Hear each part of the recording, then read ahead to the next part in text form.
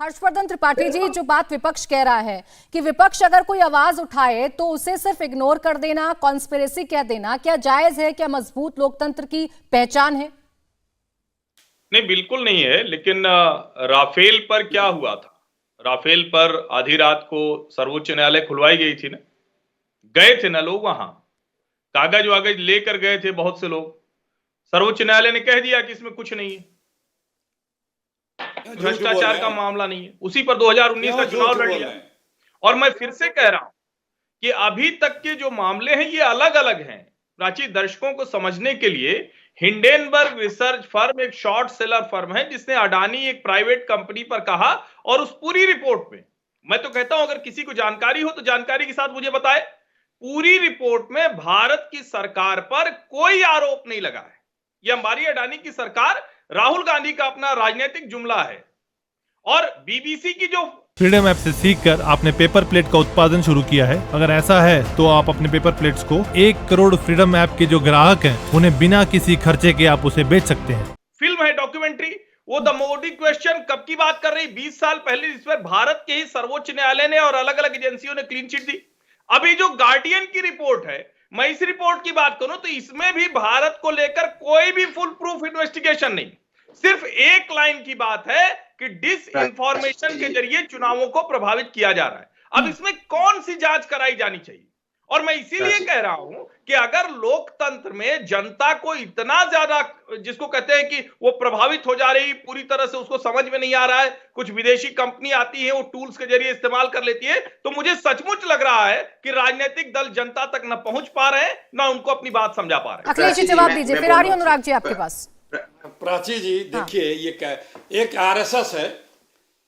अगर सरकार पे आरोप नहीं है तो अडानी के पक्ष में सबसे पहले ये कूदी, कहती है हम राष्ट्रवादी है, पता नहीं क्या क्या बताती है।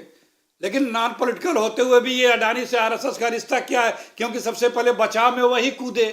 और यदि सरकार अगर इन्हीं की बात मान लें, सरकार का कोई उसमें मिली भगत नहीं है, तो हिंदुस्तान में भी बताया गया है तमाम जांच एजेंसियों ने कि इस तरह से इसमें मैनिपुलेशन किया गया है। फिर इनको जांच करने में क्या परेशानी है? 2014 में जो कंपनी 609वें पायदान पे थी दुनिया में रईसी के मामले में, साहब की कृपा से वो 9 साल में तीसरे पायदान पे पहुंच जाती है और 1 ही 1.5 साल में 10 लाख करोड़ रुपए कमा लेती है।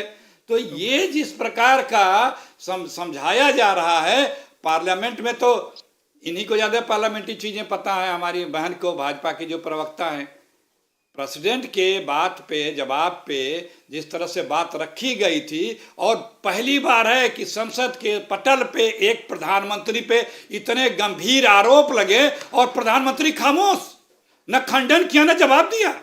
इसका मतलब कि बातें सब सही हैं।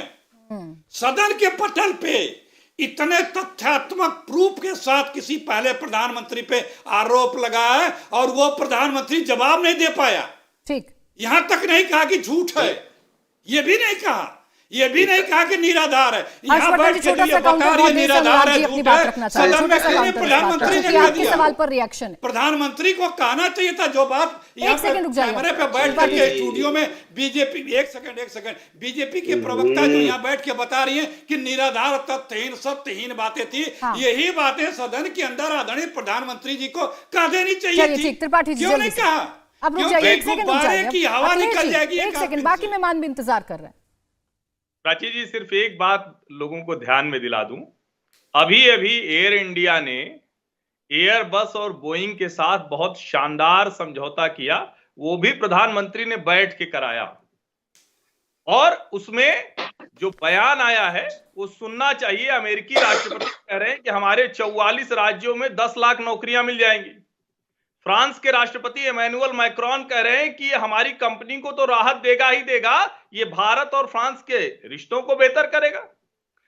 ब्रिटेन के प्राइम मिनिस्टर कह रहे हैं कि हमारे यहां कौन कौन सी कंपनियां इसके कलपुर्जे बनाती हैं जिससे उनको लाभ होगा। ये दुनिया में हर देश अपनी कंपनियों के साथ खड़ा होता है, गलत हो तो उसकी जांच होगी, उसके लिए एजेंसियां हैं, नोटिस जाती है। देश का कहीं कोई अगर पक्ष में इनको रिपोर्ट आ गई तो उसके लिए ये खुशियां मनाएंगे।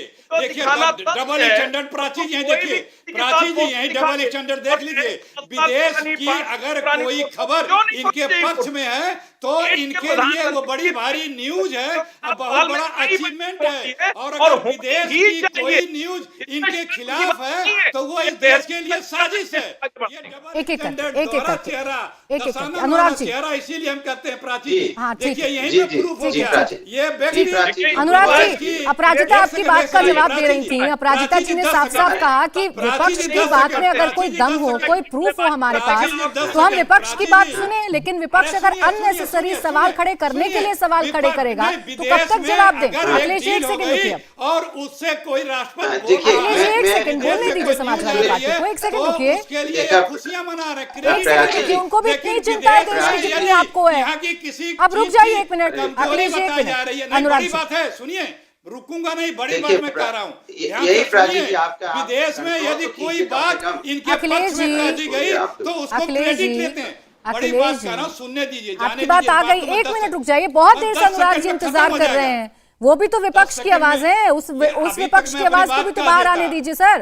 अभी तक मैं देखिए, अब एक मिनट रुकिए ना, मैं चला जाऊं, बस इतना बता बोलिए अनुराग जी। देखिए प्राची जी, कमाल की बात है। सत्ता वाले कहते हैं प्रूफ लाओ, तो मैं कहता हूं कानपुर में जिस तरह से माँ बेटी जली, इसमें प्रूफ की जरूरत है क्या? क्या आपने डीएम को सस्पेंड किया? क्या वहां उच्च अधिकारी को आपने सस्पेंड किया, तलब किया? नहीं किया ना। फिर भी आप, अगर हम आवाज उठाते तो आप पता क्या कह रहे हैं? समाजवादी पार्टी राजनीति कर रही है। अरे भाई, माँ बेटी जल रही है आपकी गलती की वजह से, आपके अधिकारियों की नाकामी की वजह से, और हम आवाज उठाते हैं तो आप कहते हो राजनीति कर रहे हैं। ये तो आपका है, माने आप कोई भी बात विपक्ष उठाता है, हर बात को या तो राजनीति बोल देते हैं या कहती है प्रूफ लेके आओ। तो आप 1980 की 1990 की बातें उठा के पता नहीं कितने घोटालों की बातें आपने उठाई। फ्रीडम ऐप से सीखकर आपने पेपर प्लेट का उत्पादन शुरू किया है। अगर ऐसा है तो आप अपने पेपर प्लेट्स को 1 करोड़ फ्रीडम ऐप के जो ग्राहक हैं उन्हें बिना किसी खर्चे के आप उसे बेच सकते हैं। तो आपके पास आपके पास कौन सा प्रूफ था?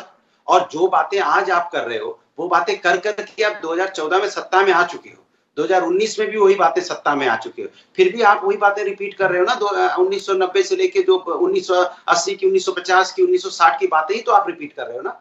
आप 2014 के बाद की बातें बताओ ना कि आपने क्या क्या किया है समाज में, क्या क्या आपने देश को दिया है। और जब आपसे किसी चीज के लिए बोला जाता है कि जेपीसी बना दीजिए, अरे हिंडनबर्ग हमारे देश के अगर किसी व्यापारी के खिलाफ साजिश कर रहा है तो मैं कहता हूँ या एजेंसी इतनी है उसकी, इसमें क्या दिक्कत है? करवाइए इंक्वायरी, किसने आपको रोका है? लेकिन आपको आपकी फेवर में कोई रिपोर्ट आ जाती है विदेश की किसी एजेंसी से, तब तो आप बहुत तेज ब्रेकिंग न्यूज चलने लगती है, बीजेपी वाले खूब नाचने गाने लगते हैं, ढोल बजाते हैं। लेकिन जैसी कोई न्यूज वैसी आएगी जिसमें उन्हें मतलब नहीं होगी तो कहेंगे सब फेक है। मैं कहता हूं फेक, उसको प्रूफ कर दीजिए, हिंडनबर्ग को नोटिस भेज के। इंडिया टीवी हर वक्त हर जगह डाउनलोड करने के लिए सर्च करें India TV news Google play store या ऐप स्टोर पर।